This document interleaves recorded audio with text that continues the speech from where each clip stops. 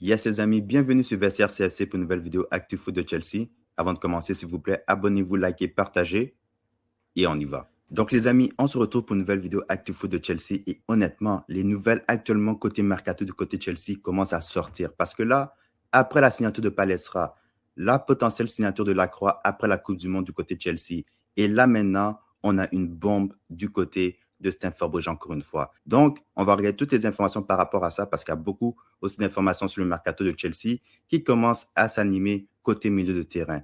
Donc, on y va sans trop tarder. Donc, les gars, on va commencer avec cette nouvelle, honnêtement, qui est sortie de nulle part. Parce qu'honnêtement, j'avais pas l'intention de faire de vidéo aujourd'hui. Moi, je me préparais à regarder la Coupe du Monde. Je me préparais à passer un petit peu de temps avec la famille. Ça va attendre. Ça va attendre parce que là, il faut parler de Granit Xhaka. On dit que Granit Xhaka et Chelsea sont parvenus à un accord verbal total concernant un transfert. Les conditions personnelles ont été intégralement validées entre les deux parties. Chelsea est désormais en contact avec Sunderland afin de faire avancer le dossier. Et l'information vient quand même de Florian Plettenberg. C'est quand même un journaliste assez réputé côté transfert du côté de la Première Ligue. Donc, s'il a mentionné l'information, ça veut dire que c'est quelque chose de concret. Et maintenant, je crois que c'est plus qu'une rumeur. Je crois sincèrement que Granit Xhaka va devenir un joueur de Chelsea. Et honnêtement, les gars, ma première réaction, vous pouvez voir que je suis un petit peu excité par rapport à l'information parce que j'ai toujours mentionné, il manque de caractère dans cette équipe-là. Il manque de leadership dans cette équipe-là. Évidemment, Xhaka, il ne vient pas pour remplacer Enzo Fernandez. Je pense qu'il arrive dans un rôle un petit peu similaire à Thiago Silva il y a quelques années lorsqu'il est arrivé du côté de Chelsea. Il va apporter une expérience. Il va apporter une expérience qu'on a vraiment besoin. Et des sources rajoutent également que c'est Xabi Alonso qui a fait la demande de Granit Xhaka. Donc, on le sait que du côté de Leverkusen, c'était le capitaine pour Xabi Alonso. Et également, je pense que pour Xabi Alonso, c'est très intelligent de faire ce transfert-là. Parce que là, tu vas avoir un vestiaire, tu ne sais pas comment ça va se passer pour la première année. Tu sais qu'il manque de leadership et tu fais venir un gars qui a prouvé qu'il peut faire la différence dans ton vestiaire. Et je ne pense pas que du côté de Chelsea, on a vraiment beaucoup de joueurs comme ça. Rich James, c'est pas ce caractère-là. Colwill, il était blessé pour la majorité de la saison. Et là, actuellement, on est en train de rebâtir notre base de leadership du côté de Chelsea. Donc là, d'avoir un gars comme Xhaka qui va être capable de pouvoir aider dans les vestiaires, c'est absolument important. Mais qu'est-ce que ça va vouloir dire pour plusieurs joueurs? Moi, je pense que pour Lavia, c'est pas une bonne nouvelle.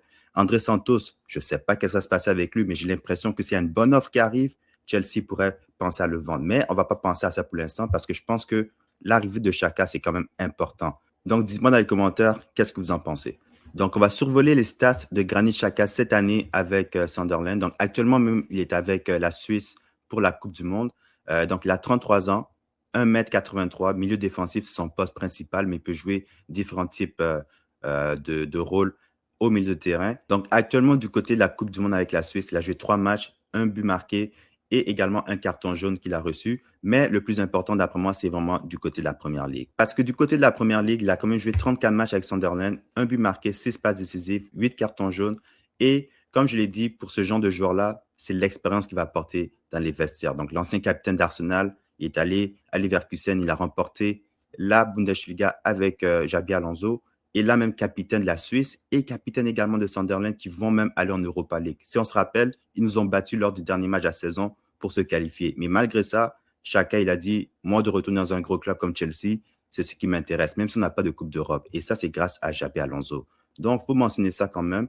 Et je crois également qu'un retour à Londres, c'était vraiment quelque chose qui l'intéressait. Donc, je pense que ça, c'est vraiment un transfert où tout le monde va gagner. Donc maintenant, après le transfert de Palestra, de Maxence Lacroix et également celui éventuel de Granit Xhaka du côté de Chelsea, je pense que Chelsea ont quand même compris qu'ils devaient rajouter de l'expérience. Parce que là, les deux derniers transferts qu'on a eus, c'est exactement ce qu'on demandait depuis plusieurs mois, plusieurs semaines, plusieurs années. Donc, quand même content jusqu'à maintenant du mercato, mais il faut quand même que ça se poursuive. Je pense que Chelsea, ils n'ont pas fini. Je pense que ça fait juste commencer. Prochaine nouvelle. Donc, on mentionne que Chelsea et Arsenal sont en train de surveiller la situation actuellement de Manu Kone du côté de l'AS Roma. Donc, on mentionne qu'il y a de fortes chances qu'il quitte l'AS Roma cet été s'il y a une bonne offre qui arrive. Et on dit que Arsenal et Chelsea surveillent actuellement la situation de Manu Kone. L'Atlético Madrid était l'équipe qui était vraiment pressentie pour le signer, mais il a refusé d'aller du côté de l'Atlético de Madrid. Donc, je pense que c'est un profil quand même assez intéressant. Je pense quand même avec l'arrivée de Granit Xhaka, il y a une possibilité que Chelsea il signe un autre milieu de terrain pour remplacer Enzo Fernandez.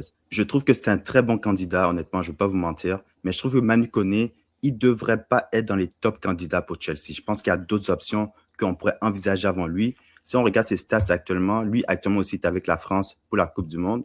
Donc 25 ans, 1,85 m, actuellement évalué à 50 millions sur Transfer Market. Côté Série A, il a joué 29 matchs, 2 buts marqués, 3 passes décisives, 2 cartons jaunes. Il peut jouer milieu défensif aussi. Mais actuellement, quand tu regardes comment Chelsea se comporte sur le marché des transferts, tu regardes qu'il y a Xhaka qui va arriver. Et là, Enzo Fernandez va partir. Donc, je pense qu'il va quand même avoir beaucoup de mouvements au milieu de terrain. Parce que Lavia, André Santos et Sugo, je ne sais pas qu'est-ce qui va se passer avec eux. Mais je pense quand même que malgré l'arrivée de Xhaka, Chelsea va chercher à acheter un autre milieu de terrain. Donc, on va voir qu'est-ce qui va se passer. Mais ce qui est certain, c'est que Manu Koné actuellement est une option que Chelsea envisage. Dites-moi qu'est-ce que vous en pensez. Prochaine nouvelle, donc Fabien Ruiz également est considéré du côté de Chelsea. Donc, ce n'est pas encore confirmé, mais c'est une option qui est étudiée du côté de Stamford Bridge. Donc, on pense que Fabien Ruiz pourrait quitter le PSG cet été en cas de bonne offre. Donc là, moi, je pense que l'arrivée de Granit Xhaka fait en sorte que maintenant, on doit chercher un autre type de profil de joueur. Je ne pense pas que Fabien Ruiz, c'est l'option que Chelsea a nécessairement besoin, mais je pense que pour l'instant, c'est vraiment juste une question de regarder les options disponibles pour le milieu de terrain. Prochaine nouvelle, donc on mentionne qu'après la signature éventuelle de Maxence Lacroix du côté de Chelsea, après la Coupe du Monde, Chelsea veut quand même acheter un autre défenseur central. Et on mentionne que le joueur que Chelsea vise, c'est Jacobo Ramon. Donc ça, c'est vraiment pas une surprise. On a déjà parlé de Jacobo Ramon il y a quelques jours. Mais là, ce que ça change, c'est que Chelsea, actuellement, ils veulent quand même rajouter un défenseur central après l'achat de Lacroix. Donc actuellement, il y a 9 défenseurs centraux du côté de Chelsea. Il y a Colwill, Chalobah, Anselmino, Disasi, Badiashile, Fofana, Tosin, Sarr et Achepong.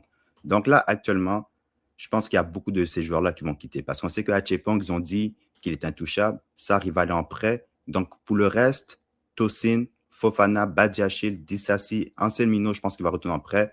Chalobah, on sait qu'il va être vendu. Et Colwill, il est intouchable. Mais dites-moi dans les commentaires, jusqu'à maintenant, qu'est-ce que vous pensez du mercato de Chelsea? Prochaine nouvelle, donc on a déjà mentionné que Josh Achepong, il est vu comme intouchable du côté de Chelsea. Et actuellement aussi, on se demandait, est-ce qu'on le voit plus comme un défenseur central ou vraiment comme un arrière droit? Et là, Chelsea a confirmé ce qu'on se demandait. Josh Achepong actuellement est vu comme un défenseur central et non un arrière droit ou un piston. Donc ça, je pense que ça va au moins nous permettre de savoir qu'est-ce qu'on va faire avec lui parce que c'est un joueur qui a beaucoup de talent. Et puis, si on n'est pas capable de l'utiliser de la bonne façon, il va demander à partir. Il y a beaucoup d'équipes qui veulent le signer. Donc, il faut vraiment qu'on soit capable de bien le développer.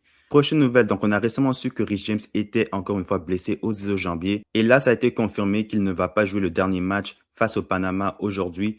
Et aussi, il y a une possibilité que son tournoi est terminé. Mais il a décidé quand même de rester avec l'équipe d'Angleterre au cas où qu'il puisse rejouer un petit peu plus tard, plus loin dans le tournoi. Donc, je pense que c'est quand même une mauvaise nouvelle.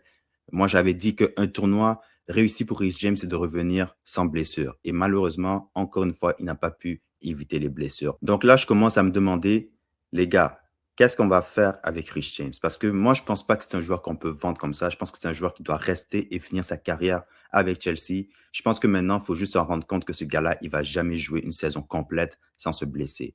Donc là, ma question maintenant aussi, qu'est-ce qu'on fait avec lui? Parce que c'est notre capitaine. Et notre capitaine, il est souvent blessé. Tu vois, dans des moments importants, là, si on n'a pas notre capitaine, on fait comment? Je sais que Granit Xhaka, il vient d'arriver, il va probablement arriver, c'est pas encore confirmé, mais il y a de fortes chances que le transfert se complète. Mais je pense pas que Xhaka, il arrive pour prendre le brassard, je pense qu'il arrive pour vraiment être une voix dans les vestiaires. Il n'a pas besoin du brassard d'après moi. Mais un joueur qu'on pourrait considérer, c'est sûr que Caicedo, c'est un joueur à considérer, mais le joueur qu'on devrait considérer donner le brassard, c'est Lival Colwill. La prochaine nouvelle, donc John Terry s'est récemment exprimé sur l'embauche de Xabi Alonso du côté de Chelsea. Il a dit, je pense qu'il doit qualifier Chelsea pour la Ligue des Champions dès sa première saison. Remporter la Première Ligue, je ne pense pas que nous en soyons encore là. Il nous faut encore quelques années.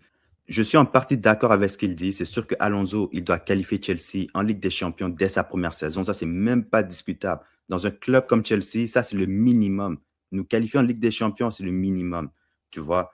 Donc ça, c'est pas un problème. Maintenant, du côté de la Première Ligue, moi, je regarde ça comme ça. Les propriétaires, ils sont là, ça fait 5 ans.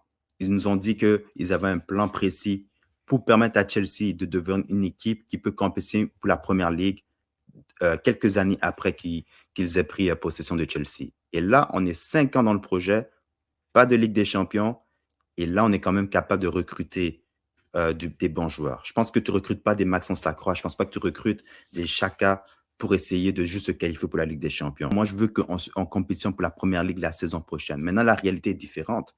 Le mercato vient de commencer, on ne sait pas comment ça va se dérouler, quel joueur va arriver, quel joueur va partir. Il y a encore beaucoup de choses avant de dire que Chelsea peut compétition pour la première ligue la prochaine saison. Mais en tant que fan de Chelsea, moi, je ne veux pas attendre encore 3 ans. J'ai besoin qu'on soit compétitif le plus rapidement possible. Si ça tombe que c'est cette année, c'est cette année. Parce que les dernières années du côté de la première ligue, je regarde ça, je me dis, il y avait quelque chose à faire.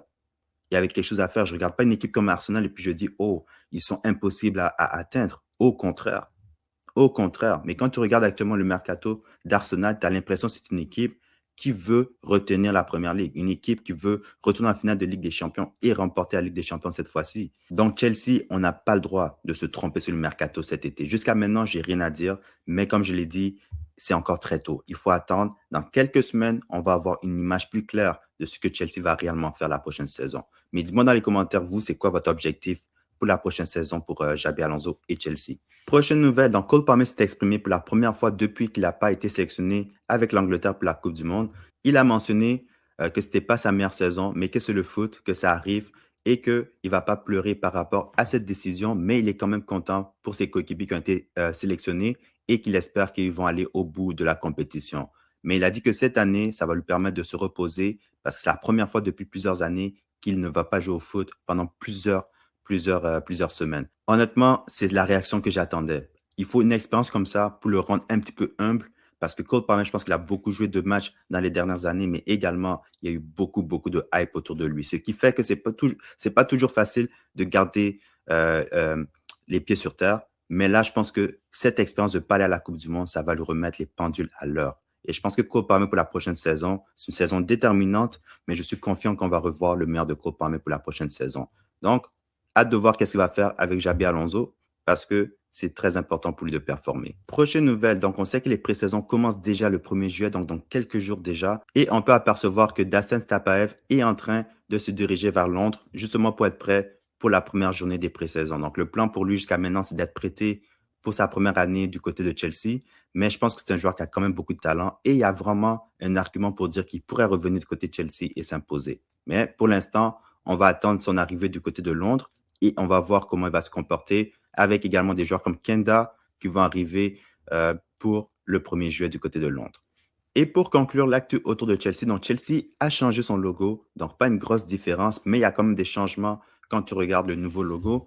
Donc ça, c'est le logo qu'on a connu lors des dernières années, le logo officiel, mais là, voici le nouveau. Je ne vais pas vous mentir, je ne déteste pas vraiment le nouveau logo. Je trouve quand même que c'est similaire à l'ancien. C'est certain que l'écriture est un petit peu plus différente, mais je trouve que ça fait un petit peu plus moderne. Donc, sur une note sur 10, je vais donner un 7. Dites-moi qu'est-ce que vous en pensez. Donc, ceci conclut l'actu autour de Chelsea. Donc, une énorme breaking news qu'on a eu droit aujourd'hui avec l'intérêt de Chelsea pour Granit Xhaka, qui serait intéressé également de rejoindre Xabi Alonso. Donc, dites-moi dans les commentaires, est-ce que vous trouvez que c'est un transfert intelligent de la part de Chelsea? Et également, après la signature éventuelle de Maxence Lacroix, Chelsea cherche toujours un deuxième défenseur central pour se renforcer en défense.